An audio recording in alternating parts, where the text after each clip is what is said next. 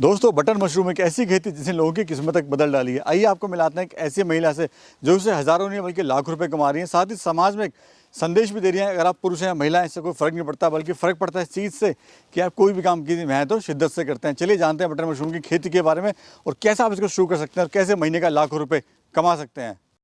Ma'am नमस्ते। नमस्कार sir. कैसे हो मैम? मैं बिल्कुल बढ़िया हूँ। सबसे पहले thank you so much sir, आप आए प्लांट पर और आपने ये जानकारी शेयर करने के लिए हमारा फार्म चुना, और जिस तरीके से आजकल महिला सशक्तिकरण और इस पे काम चल रहा है उसके लिए बहुत बहुत रिक्वायरमेंट है इन तरीके की वीडियोस की, और ऐसे लोग आगे आएँ और ऐसे जानकारी फैलाएँ, बहुत बढ़िया है।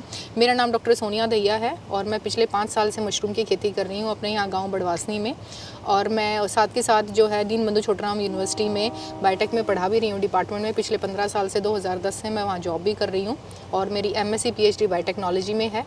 अभी मैं पूरे 5 साल से जो इस प्लांट पे काम कर रही हूँ, साथ के साथ जो है जॉब भी कर रही हूँ, और जैसे आप बता रहे हैं कि भाई काम और दोनों चीज़ों के साथ साथ जो है महिला सशक्तिकरण पर हमारा, और रूरल जो खासकर गांव की महिलाएं हैं उनके लिए मेरा काफ़ी ये है कि उनको हम कैसे आगे लेके आएँ और कैसे उन्हें और स्ट्रॉन्ग और एम्पावर करें। कितने साल से आप कर रहे हैं मैम? ये हमें 5 साल हो गए, 2020 से मेरा ये प्लांट है, तो अब हमें 6 साल हो जाएंगे 2026 में। अभी मैम जॉब के साथ आप कर रहे हैं, तो ये फुल टाइम कर रहे हैं या फिर पार्ट टाइम कर रहे हैं इसको?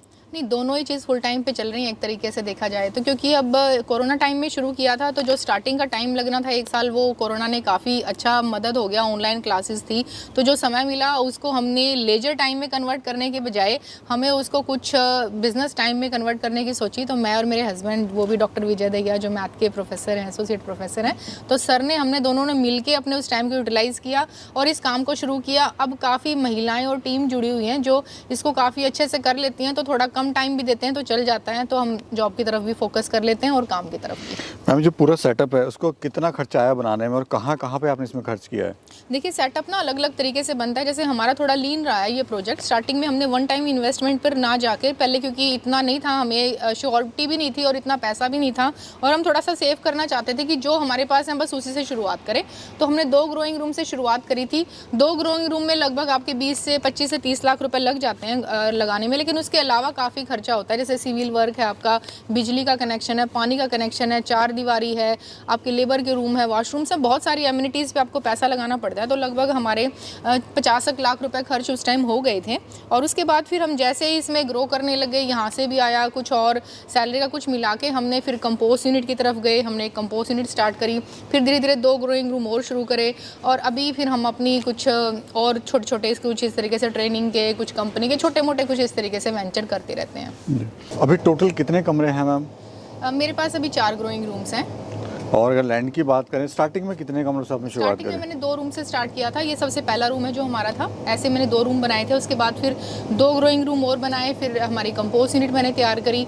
ये वैसे तो मेरे पास 1 एकड़ लैंड है जो मैंने खरीदा था, क्योंकि लैंड तो आपको पता है कि ऐसे लेडीज़ को या लड़कियों के पास कोई ज़मीन के तो कोई ऐसे राइट्स हैं नहीं अपने पास। तो मैंने ये लैंड अपनी खुद की खरीदी हुई है मेरी, तो ये मैंने पहले लैंड खरीदी, उसके बाद फिर मैंने इस पर काम शुरुआत करी। मैम अगर प्रोसेस की बात करें तो स्टार्टिंग कहाँ से होती है और कैसे तैयारी होती है, तो प्रोसेस समझा दीजिए। जिसमें जो प्रोसेस रहता है हमारा मशरूम फार्मिंग का, तो सबसे पहले इसमें हमें खाद तैयार करना पड़ता है मशरूम का। जैसे ये आप बैग देख रहे होंगे, ये बैग अभी किसी और स्टेज में है, लेकिन इस तरीके के हमारे 10-10 किलो के हम बैग तैयार करते हैं। उसके लिए हमारी एक कंपोस्ट यूनिट बनाई जाती है। कंपोस्ट यूनिट में हमारे स्टेप रहते हैं मॉडर्न, अगर हम फार्मिंग की बात करते हैं या फिर जिसको शॉर्ट मेथड बोलते हैं कंपोस्टिंग का, उसमें 3 प्रोसेस रहते हैं। सबसे पहला हमारा रहता है वेटिंग, हम गीला करते हैं भूसा। उसके बाद फिर हमारा प्रोसेस रहता है कंपोस्टिंग का, जिसके अंदर फेज़ 1 और फेज़ 2 2 तरीके की कंपोस्टिंग होती है। तो 20 से 22 दिन में लगभग गेहूं के तूड़े से, पराल से, आप जो भी एग्रीकल्चरल वेस्ट है, और मुर्गे की बीट, ये हमारे मेन जो 99% जो हैं, यही 95% हमारा जो है सबस्ट्रेट रहता है। उससे हम खाद तैयार करते हैं, और खाद तैयार करने के बाद उसे हम 20 से 22 दिन में जैसे ही तैयार हो जाता है, ऐसे 10-10 किलो के बैग में बीज मिला के हम अंदर रख देते हैं, और उसके बाद फिर अंदर रखने के 40 से 45 दिन में हमारे पास मशरूम आ जाती हैं बैग्स के अंदर। तो अभी मैम किस स्टेज पे है? जैसे हम लोग देख रहे हैं यहाँ पर, ये किस स्टेज पे है, थोड़ा बता पाएंगे? ये वाला जो है ना रूम, इसको हम बोलते हैं, इसमें हमारी स्पॉन होली है। जैसे कि ये जो हमारा जो जाला था, इसने बैग को पूरा एनगल्फ कर लिया है। अब ये हमारा केसरन वाली स्टेज पे चल रहा है। आप देख रहे होगे इसमें केसिंग हो चुकी है, और ये जो जाला है ना, ये केसिंग को पकड़ चुका है। तो अब इसको हम बोलते हैं केसिंग इसकी हो चुकी है। अभी इसके 1 या 2 दिन में इसमें हम रफलिंग स्टार्ट करके इसको हम बैग को पूरे के पूरे रख देंगे। ये पूरा का पूरा कवरिंग के लिए तैयार हो जाएगा। इसमें अभी 15 दिन में मशरूम आनी स्टार्ट हो जाएगी। अब जो हम देखते हैं मैम, मैम ये कितनी रैक्स हैं बनी हुई हैं यहाँ पर? ये पूरे 7 रैक बने होते हैं, इसको वर्टिकल फार्मिंग बोलते हैं। तो ये हमारे 5-5 फीट के, या तो आप 2 रैक लगा सकते हो, या 5 फीट का एक और 2.5 फीट के 2 रैक। इस तरीके से इसकी जो है बनावट होती है एसी वाले प्लांट की। और ये हमारी 14 फीट ऊंचाई रहती है, और रूम की जो चौड़ाई है वो 16 फीट है, और लंबाई 60 फीट है। हम देख रहे हैं मैम ऊपर भी कुछ जा रहा है वो पॉलीथीन में। हाँ, वो डक्ट है, क्योंकि ये हमारा जो प्लांट है, जो एसी प्लांट होते हैं, डक्टेबल प्लांट होते हैं, जो एसी है। क्योंकि देखो आप, जैसे एसी यहाँ लगा हुआ है, एसी की जो हमारी यूनिट यहाँ लगी हुई है, ये हवा पूरे रूम में, आगे 60 फीट लंबा रूम है, तो पूरे रूम में अच्छे से हवा सर्कुलेट हो, तो इसलिए डक्ट लगाई जाती है। और डक्ट में जो होल होते हैं, उनसे पूरी की पूरी हवा निकल के पूरे रूम में अच्छे से फैल जाती है वो। मैम अगर हम बात करें, जैसे पूरा सेटअप है आपका, इसमें लाखों रुपए आपने लगा दिए हैं, हाँ जी। तो कभी डर नहीं लगा मन में? क्योंकि बिजनेस में उतार चढ़ाव बहुत रहते हैं, फेल होना, पास होना, बर्बाद हो जाना। तो कभी ऐसा लगा नहीं कि मैं इतना पैसा लगा रही हूँ तो कहीं नुकसान ना हो जाए, कि मेरा बिजनेस बंद ना हो जाए? देखिए, डर तो सभी को लगता है, और डर जो है वो बहुत ज़रूरी भी है। जैसा मैं कहती हूँ, उससे हम डिसिप्लिन रहते हैं। लेकिन डर ऐसे तो नहीं लगा था कि फेल ही हो जाएंगे। इतना डर होता या कुछ ऐसा लगता तो मैं शायद नहीं कर पाती। तो इतना डर नहीं था कि नहीं फेल हो जाएंगे। लेकिन हमने शुरुआत जो करी वो थोड़ी लीन करी, इतनी नहीं करी कि वन टाइम इन्वेस्टमेंट हमने करोड़ों में लगा दी। करोड़ों में लग चुके हैं, लेकिन उसको हमने फेज़ में लगाया। पहले हमने 2 रूम लगाए, हमने काम सीखा, समझ में आया, तो फिर हमने आगे और ग्रो करा। फिर कंपोस्ट यूनिट लगाई, फिर कंपोस्टिंग सीखी, फिर उसके बाद 4 ग्रोइंग रूम्स कर लिए। तो धीरे धीरे अब हो सकता है इस साल हमारे 6 या 8 रूम हो जाएं। तो थोड़ा थोड़ा लीन करके आप चलते हो, काम सीखते सीखते, तो ज़्यादा बेटर रहता है। Step by step. हाँ जी। मैम ये जो एसी लगे हैं, कितने टन के एसी हैं? ये वाली जो कैपेसिटी रहती है 16 बाई 60 के रूम में 11 टन का एसी लगते हैं। तो 5.5 टन के 2 एसी लगते हैं। मैम इस बिजनेस में सबसे ज़्यादा जो खर्चा है वो है लाइट का। हाँ जी। तो अगर लाइट चली जाए तो उस कंडीशन में आप लोग क्या करते हैं? देखो, लाइट के लिए बैकअप पहले दिन से ही होना चाहिए। मैं सबको यही बोलती हूँ कि आपके पास बिजली के कनेक्शन से पहले आपके पास जनरेटर हो जाना चाहिए। तो जनरेटर आपके पास रहेगा तो 2 घंटे 4 घंटे जो लाइट जाती है, क्योंकि मशरूम फार्मिंग में एक सबसे जो बड़ा दिक्कत वाली काम ये है कि ये टेम्परेचर बहुत डिपेंडेंट फार्मिंग है। तो इसमें जो टेम्परेचर की हमारी रेंज रहती है वो रहती है 16 से 25। और इंडिया का जो हमारे यहाँ नॉर्थ का जो क्लाइमेट है वो 25 डिग्री भी बहुत मुश्किल है मेंटेन करना, और 16 तो अपने आप में ही बहुत बड़ी बात है। उसके लिए तो आपको हर वक्त एनर्जी और एसी चाहिएगा। तो अगर आपकी लाइट चली जाती है और एक बार आपका बैग ऐसे टेम्परेचर पार कर गया कि उसके बाद वापस आना मुश्किल है उस स्टेज में, फिर आपका पूरा कंपोस्ट बर्बाद हो जाता है। तो आपको पहले से ही जनरेटर की तैयारी करके रखनी पड़ती है। मैम कितने दिन का प्रोसेस होता है? मशरूम कब आना स्टार्ट होता है और कितने दिन में हमें हार्वेस्टिंग के लिए मिल जाती है? हाँ, देखिए, जब हम बैग भर के अंदर रखते हैं कंपोस्टिंग के बाद, तो इसको हम ग्रोइंग रूम्स बोलते हैं। तो ग्रोइंग रूम में हमारा 40 से 45 दिन में मशरूम आना शुरू होता है, और ये 65 से 70 दिन की साइकिल होती है मशरूम की। एक रूम को 65 से 70 दिन लग जाते हैं भरने से लेके खाली होने तक। उस बीच में हमारे 40 दिन, आप ये लगा लो 40 से 45 दिन हमारी जो मशरूम है वो आने में लगती हैं। 20 से 25 दिन आपके पास मशरूम रहती हैं, बीच में 2-4 दिन नहीं है, ज़्यादा है कम, तो 20 से 25 दिन हमारा हार्वेस्टिंग वाला फेज रहता है। उसके बाद फिर उससे अगर आप 18 से 20% यील्ड निकाल रहे हो, उसके बाद फिर हम रूम को आउट कर देते हैं, चाहे 2 साइकिल लें चाहे 3 साइकिल लें। टोटल कितने बैग हैं मैम इस रूम में? इस रूम में हमारे पास 2600 के करीब बैग हैं। और पर बैग से अगर देखा जाए कितनी एवरेज मशरूम हमें मिलती है?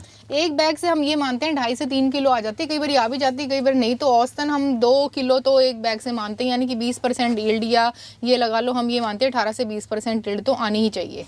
इस बैग को भरने में कितना खर्चा आता है मैम? बैग को बनने में ये लगा लो, अगर आपका एसी प्लांट है तो आपकी 90 रुपए के करीब कॉस्ट आ जाती है।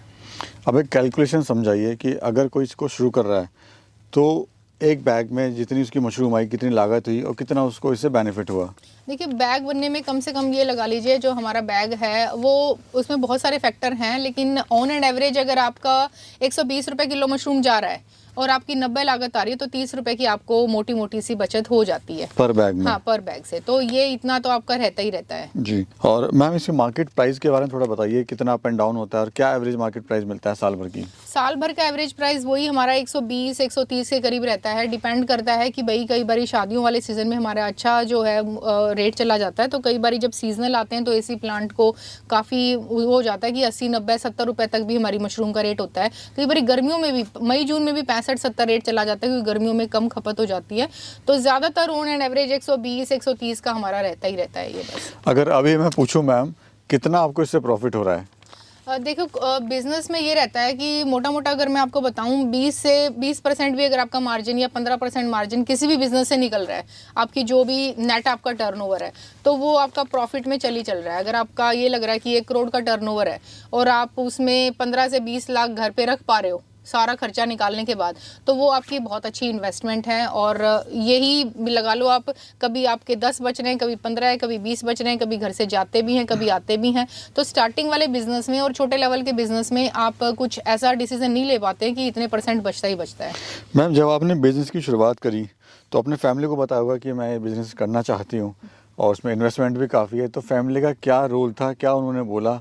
क्योंकि अच्छा खासा पैसा भी इसमें लगा हुआ है, कहीं ऐसा ना हो जब फेल हो जाए या कुछ और अनहोनी हो जाए, सोचते हैं लोग कहीं कुछ ऐसा ना हो जाए। हाँ, देखो हस्बैंड ने, मेरे जो हस्बैंड है डॉक्टर विजय, स्टार्टिंग से ही मुझे सर ने इतना सपोर्ट किया है कि मैंने कभी सोचा नहीं था कि वो इतना सपोर्ट सच में करेंगे। क्योंकि जिस तरीके से हमारी सोसाइटी है, मेल डोमिनेंसी और बहुत सारी चीज़ें बचपन से सुनते आ रहे थे कि भाई डिसीजन में जेंट्स का वो रहता है, महिलाओं को इतना मौका नहीं मिलता है। जब हम खुद करते हैं पता चलता है कि मेरे हस्बैंड ने वो एक जिसे कहते हैं बराबरी का, अपने से भी ज़्यादा जो कॉन्फिडेंस है वो मुझ में दिखाया और हमने इसीलिए हम यहाँ तक पहुँचे हैं।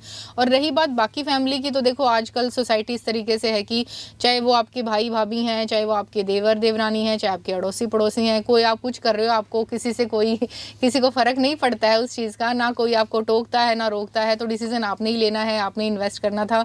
तो मैंने डिसीज़न, या मेरे हस्बैंड ने, हमने मिलके जो डिसीज़न लिया वो हमारी अपनी ही डिसीज़न था और हमारा अपना ही उसमें पैसा लगना था और हमारी अपनी उसमें मेहनत लगनी थी। तो किसी और को तो कोई प्रॉब्लम नहीं हुई, ना किसी ने हमें रोका, ना किसी ने हमें कहा कि तुम करो, हम हैं।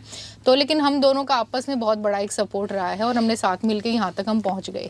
तो जो डिसीजन आपने लिया था आज से 5 साल पहले, आज कैसा लगता है? वो क्या डिसीजन आपने सही लिया था? वो मेरे ख्याल से बहुत ही बेस्ट डिसीजन रहा है, क्योंकि इस काम की वजह से खाली पैसा नहीं, जो एक सेटिस्फेक्शन मुझे मिली है लाइफ में, जो महिलाएं मेरे साथ जुड़ी हुई हैं, उनकी फैमिली के साथ जुड़कर, उनके साथ जुड़कर जो काम किया है, जो एक ग्राउंड लेवल पर वाकई में जो आप कहते हो, अपनी रोज़ी रोटी के अलावा अपने दूसरे के लिए, 2 आदमियों के लिए भी अगर रोज़ी रोटी का आपने अगर जुगाड़ किया, तो मैं मानती हूँ कि आपने एक पे ऑफ, एक सोसाइटी को कुछ देने के लिए कुछ काम किया वाकई में। तो वो मुझे बहुत अच्छा लगता है। वो चीज़ है जो मुझे मोटिवेट करती है।